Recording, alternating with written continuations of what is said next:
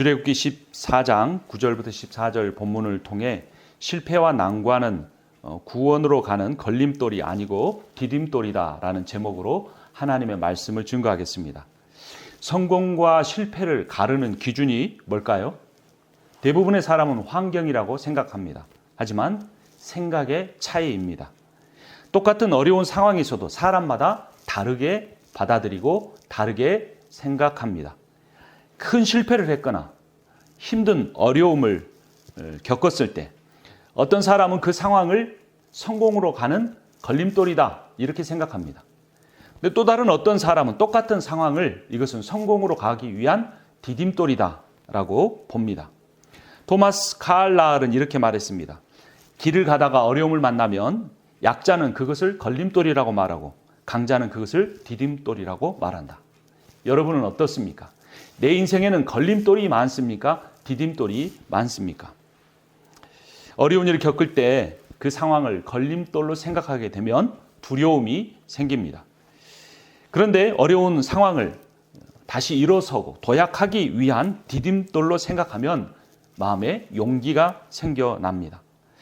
이집트를 탈출한 이스라엘 백성은 어땠을까요? 그들은 자신들을 쫓아오는 파라오의 군대를 바라보며 두려워했습니다. 모세와 하나님을 불평하고 원망했습니다. 출애굽기 14장 말씀 다시 한번 보도록 하겠습니다. 11절 말씀을 제가 먼저 봅니다. 그들은 모세를 원망하며 말하였다. 이집트에는 묫자리가 없어서 우리를 이 광야에다 끌어내어 죽이려는 것입니까? 우리를 이집트에서 끌어내어 여기서 이런 일을 당하게 하다니 왜 우리를 이렇게 만드십니까? 12절 같이 봅니다. 이집트에 있을 때 우리가 이미 당신에게 말하지 않았습니까? 광야에 나가서 죽는 것보다 이집트 사람을 섬기는 것이 더 나으니 우리가 이집트 사람을 섬기게 그대로 내버려 두라고 하지 않았습니까? 이스라엘 사람들은 이집트를 나오면 모든 어려움이 사라질 거라고 오해했던 것 같습니다. 어떤 그리스도인은 교회에 다니면 모든 어려움이 사라질 거라고 생각합니다. 내가 하나님을 믿으면 탄탄대로가 펼쳐질 거라고 오해합니다. 리더십 전문가 존 맥스웰은 이렇게 말합니다. 어떤 일을 진정으로 이루기를 원한다면 부딪혀라. 또 부딪혀라. 그리고 실패해라. 또 실패해라. 그리고 그 실패를 성공을 위한 디딤돌로 삼아라. 여러분, 교회가 어떤 곳일까요? 교회는 세상의 실패를 두려워하는 겁쟁이들의 도피처가 아닙니다. 교회 가면 안식이 있다. 교회 가면 은혜가 있다. 그것이 전부가 아니라는 것입니다.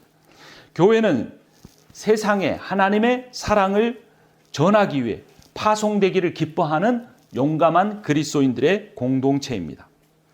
여러분, 내 인생에 나를 힘들게 하는 사람이 있습니까? 없을 리가 없지요.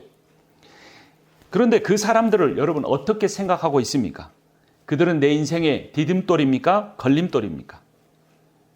그들이 내 인생의 걸림돌인지 디딤돌인지 결정하는 것을 나를 힘들게 하는 그 사람에게 맡기지 마십시오. 그 결정권을 내가 쥐어야 합니다. 여러분 자신이 결정하십시오. 나를 힘들게 하는 사람을 내 신앙을 훈련시키고 나를 하나님이 기뻐하시는 사람으로 만들어가는 디딤돌로 여기십시오. 우리를 둘러싸고 있는 환경을 디딤돌로 여기기 시작할 때 우리는 항상 기뻐할 수 있게 되고 쉬지 않으며 감사하며 기도할 수 있게 됩니다. 어떻게 하면 이 걸림돌처럼 보이는 그 사람, 걸림돌처럼 보이는 이 상황을 디딤돌로 생각하고 바꿀 수가 있을까요? 그 비결은 내가 그 어려움을 겪을 때 그 어려움을 주는 형편이나 환경이나 그 사람을 바라보는 것이 아니라 그 모든 어려운 상황을 주신 분이 하나님이라는 사실을 인정하고 하나님을 바라볼 때 걸림돌이 디딤돌로 바뀌어지는 역사가 일어납니다. 모세는 자신과 자신이 이끄는 이스라엘 백성 앞에 놓인 홍해 바다를 바라보지 않았고 자신들을 뒤에서 쫓아오는 이집트의 파라오의 군대를 바라보지 않았습니다. 출애굽기 14장 말씀 다시 한번 봅니다. 13절을 제가 읽겠습니다. 모세가 백성에게 대답하였다. 두려워하지 마십시오. 당신들은 가만히 서서 주님께서 오늘 당신들을 어떻게 구원하시는지 지켜보기만 하십시오. 당신들이 보는 이 이집트 사람을 다시는 볼 수 없을 것입니다. 14절 말씀 함께 읽습니다. 주님께서 당신들을 구하여 주시려고 싸우실 것이니 당신들은 진정하십시오. 모세는 참 독특합니다. 어떻게 앞에 출렁이는 홍해 바다를 바라보지 않을 수 있었을까요? 어떻게 흙먼지를 일으키며 쫓아오는 파라오의 군대를 바라보지 않고 눈에 보이지 않는 하나님을 바라볼 수 있었을까요? 비결은 바로 오늘 본문 출애굽기 14장 1절에 나와 있습니다. 1절 말씀 함께 읽습니다. 주님께서 모세에게 말씀하셨다. 아멘. 모세는 하나님의 말씀을 듣고 있었던 겁니다. 그 하나님이 뭐라고 하십니까? 4절입니다. 내가 바로의 고집을 꺾지 않고 그대로 둘 터이니 그가 너희를 뒤쫓아올 것이다. 그러나 나는 바로와 그 군대를 물리침으로써 나의 영광을 드러낼 것이니 이집트 사람들이 이것을 보고서 내가 주님임을 알게 될 것이다. 전화위복이라는 겁니다. 그 하나님의 말씀대로 6절을 보면 바로는 병거를 갖추고 그의 군대를 이끌고 나섰습니다. 7절에 보면 그는 특수 병거 600도로 편성된 정예 부대와 장교들이 지휘하는 이집트 병거 부대를 모두 이끌고 나섰습니다. 누구의 말씀대로 된 것입니까? 살아계신 여호와 하나님의 말씀대로 된 겁니다. 그래서 그 말씀을 묵상하고 말씀을 알고 있었던 모세는 아무리 큰 군대가 쫓아와도 두려워하지 않을 수 있었습니다. 기회가 왔구나. 하나님의 영광이 드러날 때가 왔구나. 하나님이 도대체 어떻게 바로의 군대를 물리치시는지 한번 지켜봐야겠다라고 생각하는 믿음의 눈을 가질 수 있었던 겁니다. 여러분, 지난 한 주 동안 하나님의 말씀을 얼마나 묵상하셨습니까? 얼마나 말씀을 붙들었습니까? 말씀을 읽지 않고 묵상하지 않으면서 내 주변에 있는 사람들은 내 인생의 걸림돌이야.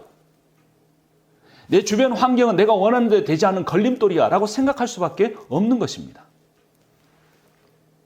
바로의 군대가 쫓아오는 일이 하나님의 계획 가운데 있었다는 겁니다. 하나님의 말씀을 이미 듣고 알고 있던 모세는 그래서 담대할 수 있었습니다. 하나님의 말씀만이 우리 인생에 어떠한 역경과 시련에도 불구하고 고비마다 우리에게 담대함을 주고 형통함을 주고 평안함을 줄 수 있습니다. 여호수아서 1장 6절을 보면 강하고 담대하라. 너는 내가 그들의 조상에게 맹세하여 그들에게 주리라 한 땅을 이 백성에게 차지하게 하리라. 8절 이 율법책을 내 입에서 떠나지 말게 하며 주야로 그것을 묵상하여 그 안에 기록된 대로 다 지켜 행하라. 그리하면 너의 길이 평탄하게 될 것이며 내가 형통하리라. 어떻게 하면? 여호와의 말씀을 주야로 날마다 매 순간마다 묵상하고 그것을 붙들면 형통한다는 겁니다. 평탄하게 된다는 겁니다. 이어지는 9절에 보면 내가 내게 명령한 것이 아니냐? 강하고 담대하라. 두려워하지 말며 놀라지 말라. 네가 어디로 가든지 내 하나님 여호와가 너와 함께 계시느니라. 여러분이 처한 상황이 얼마나 힘든가. 아무리 다른 사람이 이해해달라고 말해도 이해해주는 사람은 없습니다. 그러나 그 상황이 아무리 절박하고 힘들고 내 힘으로 벗어날 수 없다고 할지라도 여호와가 나와 함께 계시며 내가 아침마다 묵상하는 그 말씀을 통해 하나님의 임재가 내게 임한다는 사실을 깨달으면 우리는 우리 인생에 처한 모든 어려움을 우리를 힘들게 하는 사람들도 걸림돌로 생각하지 않고 디딤돌로 붙들 수가 있는 것입니다. 어떤 어려움을 겪을 때 그 어려움을 주는 환경이나 그 어려움을 주는 사람을 바라보지 말고 그 어려운 상황을 허락하신 하나님을 바라봐야 하고 그렇게 할 수 있는 비결이 말씀 묵상에 있다고 하는 것입니다. 하나님은 왜 우리의 인생에 내 힘으로 감당할 수 없는 어려움을 주실까요? 물론 세상의 모든 사람들이 어려움을 겪는데 나에게는 왜 더 이렇게 감당하기 힘든 시련과 아픔을 허락하시는 걸까요? 왜냐하면 하나님이 여러분을 사랑하시기 때문입니다. 이 부분에 우리의 갈등이 있습니다. 세상에서는, 아니 교회에서조차도 하나님이 사랑하는 사람 복 받는다, 경제적으로 잘 된다, 건강한다, 인생에 어려움 없이 산다라고 가르치기 때문에 우리가 그러한 복음이 아닌 세상의 가치관에 우리가 붙잡혀 살아가는 것입니다. 그러나 성경의 어느 곳을 읽어보아도 하나님이 택한 백성에게는 시련이 있고 아픔이 있고 고비가 있고 난관이 있습니다. 하나를 극복해내면 두 개가 나타나고 두 개를 극복하면 10개가 나타나는 것이 우리의 인생일 수밖에 없습니다. 그렇기 때문에 우리의 환경의 어려움이 없어지는 것이 아니라 그 어려운 환경을 하나님의 관점으로 바라볼 수 있게 하기 위해서 하나님은 우리 삶에 어려움을 허락하시는 겁니다. 인간은 어려움을 통해서만 하나님의 전능하심과 하나님의 선하심을 깨닫게 됩니다. 마태복음 7장 13절 14절은 이렇게 선포합니다. 좁은 문으로 들어가라. 멸망으로 이끄는 문은 넓고 그 길이 널찍하여서 그리로 들어가는 사람이 많다. 생명으로 이끄는 문은 너무나도 좁고 그 길이 비좁아서 그것을 찾는 사람이 적다. 여러분, 많은 사람이 가는 길이라면 그 길은 구원의 길이 아닐 수 있습니다. 많은 사람이 모이는 곳이라면 그곳에 은혜가 있다고 할지라도 그것이 하나님이 주시는 은혜가 아닐 가능성이 많습니다. 이어지는 15절은 이렇게 말합니다. 거짓 예언자들을 살피라. 그들은 양의 탈을 쓰고 너희에게 오지만 속은 굶주린 이리들이다. 쭉 가서 22절에서 결론적으로 이렇게 말합니다. 나더러 주님 주님 하는 사람이라고 해서 다 하늘나라에 들어가는 것이 아니다. 하늘에 계신 내 아버지의 뜻대로 행하는 사람이라야 들어간다. 그러니까 종교적인 생활하고 교회 봉사한다고 다 구원받는 것이 아니라는 겁니다. 착하게 산다고 구원받는 것이 아니라는 겁니다. 이 세상에서 복받고 건강하게 성공한 삶을 살았다고 구원받는 것이 아니라는 겁니다. 하나님의 뜻대로 행하는 사람만 구원받습니다. 하나님의 뜻대로 행하는 사람이라는 것은 하나님을 나의 주인으로 받아들인 사람입니다. 하나님을 내 인생의 왕으로 받아들인 사람입니다. 그래서 이집트를 나온 이스라엘 백성들이 지금 자신을 가로막고 있는 홍해바다와 뒤에서 쫓아오는 바로의 군대를 통하여 그들이 해야 할 일은 내가 지금 섬기고 있는 왕이 나를 이집트에서 구원해 주신 하나님인가, 아니면 내 뒤에서 쫓아오고 있는 이집트의 왕 파라오인가를, 그것을 점검하고 그것을 바꾸는 일이 그들에게 필요했던 것입니다. 10가지의 이적을 경험했음에도 불구하고 아직도 그들은 애굽 사람들을 섬기기 원했고 이집트의 파라오를 섬기기를 원했던 것입니다. 교회를 다닌다고 끝이 아닙니다. 몇 가지 신앙 고백한다고, 기도를 응습하게 한다고, 성경 말씀 좀 외운다고 끝이 아닙니다. 세상을 쫓아 사는 삶을 끝내야 합니다. 이집트를 나왔다고 끝이 아닙니다.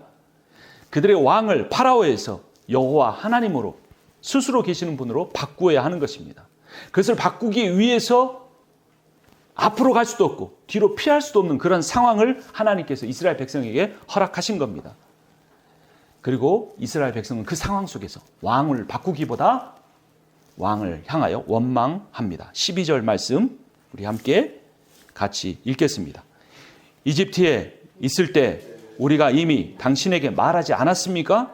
광야에 나가서 죽는 것보다 이집트 사람을 섬기는 것이 더 나으니 우리가 이집트 사람을 섬기게 그대로 내버려 두라고 하지 않았습니까? 라고 하면서 자신의 정체성이 사실은 하나님의 백성이 아님을 적나라하게 드러내고 있습니다.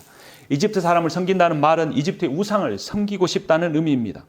교회를 다니지만 여전히 세상을 왕으로 섬기는 사람이 많습니다. 그 가운데서 하나님이 특별히 사랑하는 사람에게 고난과 역경과 위기와 고비를 주셔서 너의 정체성을 바꿔라. 나를 너의 참 왕이요 하나님으로 받아들이라 라고 하나님이 고난을 허락하신다는 것입니다. 우리 인생에 가장 두려워해야 될 것은 하나님이 나를 내버려 두시는 겁니다. 하나님 말씀대로 살지 않는데 내버려 두시고, 예배를 드리는데 하나님 임재를 추구하지 않는데도 내버려 두시고, 내가 무늬만 그리스도인인데도 내버려 두심이 가장 두려워할 일입니다. 그래서 로마서 1장에서 복음을 선포하는 로마서에서 첫 장 1장이 세상에서 악을 행하는 자들 그대로 내버려 두셔서 그들의 머리 위에 심판의 죄를 쌓고 계신다고 말씀하시는 것입니다. 이집트를 나와 홍해 바다 앞에 선 이스라엘 백성들은 어리석었습니다. 그들은 그들의 하나님 백성이 된 후에 처음 당한 어려움 앞에서 하나님을 바라보기는커녕 하나님을 원망하고 하나님의 말씀대로 순종하는 종 모세를 비난했습니다. 나의 삶은 어떻습니까? 여러분, 자신의 마음을 깊이 들여다봐야 합니다. 내가 사실은 하나님을 찬양하고 있지만 내 마음의 깊은 곳에서는 하나님을 원망하고 있다는 사실을 깨달아야 합니다. 오늘 말씀을 증거하는 저 자신이 그렇습니다. 왜 하나님, 내가 노력한 것에 대한 열매를 쉽게 맺지 못하게 하십니까? 왜 하나님은 나를 통하여 큰 역사를 일으키지 않으십니까? 하나님 왜 우리의 가정에 건강을 허락하지 않으십니까? 하나님 왜 우리의 자녀들에게 물질의 복을 허락하지 않으십니까? 라는 이러한 원망이나 불평이 우리 안에 있음을 우리 스스로 깨닫고 인정하고 드러낼 때 우리는 하나님을 제대로 만날 수 있게 됩니다. 하나님은 실패와 어려움을 겪고 있는 우리를 향하여 이렇게 말씀하십니다. 내가 너와 함께 있으니 두려워하지 말아라. 내가 너의 하나님이니 떨지 말아라. 내가 너를 강하게 하겠다. 내가 너를 도와주고 내 승리의 오른팔로 너를 붙들어 주겠다. 그러니 어떻게 하라는 겁니까?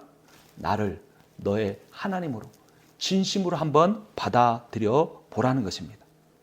구름기둥과 불기둥으로 함께 하시는 여호와 하나님을 바라보라는 겁니다.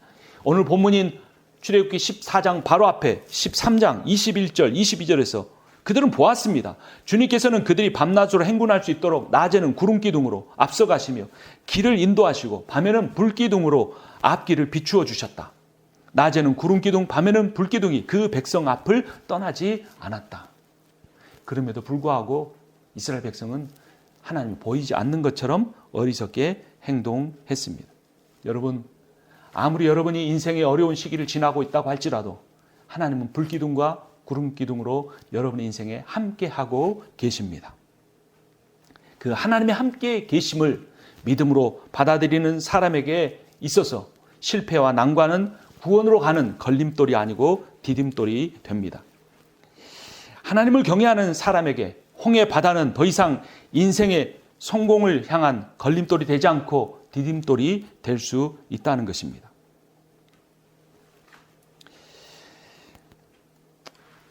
바다는 구약 성경에서 사탄의 거주지입니다. 혼돈의 세계입니다. 창조전 세계를 흑암이 어둠 가운데 있고 물이 온 세상을 덮었다 말하고 있습니다. 바다는 창조전 무질서 세상을 의미합니다. 홍해 바다가 그들의 앞을 가로막고 있다는 것은 사탄이 이스라엘 백성의 앞을 가로막고 있다는 것입니다. 그런데 하나님께서 그 홍해 바다를 어떻게 하십니까? 반으로 갈라내십니다. 그리고 이스라엘 백성에게 마른 땅이 된 그 홍해 바닷길을 건너게 하시고 그 홍해 바다를 쫓아 들어온 바로의 병거와 그들의 모든 군사들을 홍해 바다에 잠기게 하십니다. 하나님께서 우리 인생의 장애물이라고 생각했던 그것을 통하여 우리의 원수를 무찌르시고 우리를 승리하게 하실 수 있다는 것입니다. 이것이 하나님의 지혜입니다. 우리 인생에도 홍해 바다가 있습니다. 내 힘으로는 도저히 건널 수 없는 것, 흑암의 세력, 어둠의 세력, 혼돈의 세력, 무질서의 세력이 우리를 붙잡고 삼키려고 하고 있습니다. 하나님은 왜 우리 인생에 그런 환경을 허락하신 걸까요? 사탄의 세계는 예수 그리스도를 십자가에 못 박음으로써 하나님의 백성들을 삼켜버리려고 했습니다. 하지만 사탄이 만드는 십자가는 오히려 죄와 사망의 권세, 사탄의 권세를 못 박는데 사용되었습니다. 홍해 바다는 골고다의 십자가는 모두 죽음의 장소였지만 부활의 장소가 되고 세례의 장소가 되었습니다. 이스라엘 백성은 홍해 바다를 지나 옛사람이 죽고 바로를 의지하는 옛사람이 죽고 살아계신 여호와 하나님을 의지하는 새 사람이 되는 영적 세례를 받을 수 있었습니다. 홍해 바다를 지나고도 변화되지 않는다면 얼마나 억울한 일이 되겠습니까?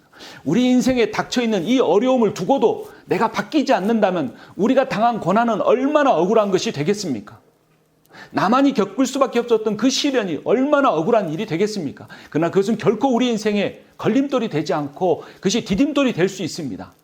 살아계신 하나님의 계심을 바라보는 사람, 하나님의 말씀을 통해 그 어려움 속에 내 인생의 모든 걸림돌을 디딤돌로 만들어 달라고 간절히 기도하는 사람 속에 하나님이 역사하시기 때문입니다. 그런데 더 놀라운 사실이 있습니다. 그 흑암의 세력, 어둠의 세력, 무질서의 세력인 홍해 바다를 가르는 데 사용되는 것이 모세의 손이었는데 그 모세의 손에 모세의 지팡이가 붙잡혀 있었다는 것입니다. 홍해 바다를 가르는 일만이 아니었습니다. 이집트에서 첫 번째 이적인 나일강을 피로 만드는 이적도 모세의 지팡이를 통해 이루어졌습니다. 개구리 이적을 행한 것도, 우박 이적을 행한 것도, 아말렉 민족과의 싸움에서, 첫 싸움에서 승리하게 했던 그 기도에도 모세의 손에는 모세의 지팡이가 사용되었습니다. 하나님은 왜 모세의 손에 왕의 호를 쥐어주지 않으셨을까요? 모세의 지팡이는 광야에서 40년 동안 모세가 피하고 싶었던 아주 천하디천한 양치기의 삶을 상징하는 것이었습니다. 순간적인 분노를 이기지 못하고 애굽 사람을 쳐 죽여 광야로 쫓겨나 살아야 했던, 숨죽여 살아야 했던 두려움의 시절을 상징하는 것이 모세의 지팡이였습니다. 하나님 40년 후에 모세를 부르실 때 왜 그 지팡이를 버리고 나오라고 말씀하지 않으셨을까요? 왜 새 지팡이를 쥐어주지 않으셨을까요? 우리는 실패해도 하나님이 성공하신다는 사실을 가르쳐 주시기 위함입니다. 실패한 우리 안에서 하나님이 승리하실 때 우리의 실패마저도 성공을 가로막는 걸림돌이 아니고 성공을 향해 가는 디딤돌이 될 것을 하나님이 가르쳐 주시는 겁니다. 내가 겪었던 아픔, 내가 겪었던 실패, 내가 했던 내 인생의 최고의 잘못된 선택, 그것이 결코 헛된 것이 아니라 하나님은 모세의 지팡이처럼 위대하게 사용하셔서 홍해 바다를 가르는 데 사용해 주신다는 것입니다. 우리 안에서 하나님이 승리하실 때 하나님은 자신의 승리하신 전리품들을 우리에게 나누어 주십니다. 자신의 머리에 써야 할 승리의 면류관을 우리에게 씌워 주십니다. 지금의 현실만 보지 마십시오. 하나님에게는 이미 위대한 플랜이 갖춰져 있습니다. 말씀을 들여다보면, 말씀과 씨름하면 그 하나님의 위대한 플랜이 보이는 겁니다. 그러나 사탄은 주변 환경만 바라보고 절망하게 만들고 실망하게 만들고 우리를 어둠 속에, 무질서 속에 계속 가두어 두려고 합니다. 여러분, 실패를 두려워하지 마십시오. 마음 놓고 실패하십시오. 어려움을 두려워하지 마십시오. 어떤 상황에도 하나님을 바라보는 믿음만 놓치지 않으면 됩니다. 그러면 내가 겪은 그 고통의 계곡이 깊을수록 하나님이 우리에게 베풀어 주실 영광의 산봉우리는 더 높아지게 될 것입니다.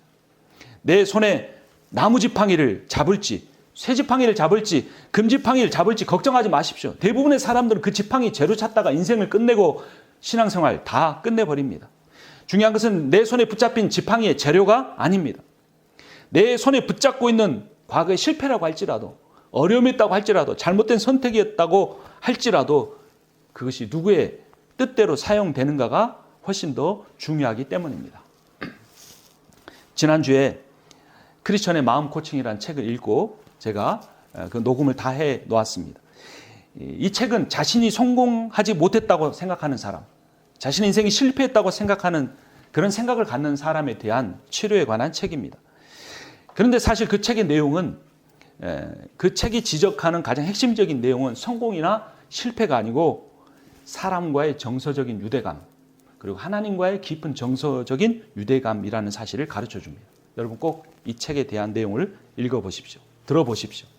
나중에 그 책을 사서 읽어보면 더 좋을 것입니다. 그 책의 내용의 일부를 제가 읽어드리겠습니다.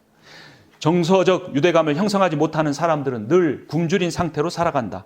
이들은 채워지지 않은 간절한 욕구에 시달린다. 대개는 세 단계의 고립 상태를 거치는데 첫 번째 단계는 바로 저항의 단계이다. 이들은 자신이 관계 맺는 능력이 부족하다는 사실에 저항하며 슬픔을 느끼거나 분노한다.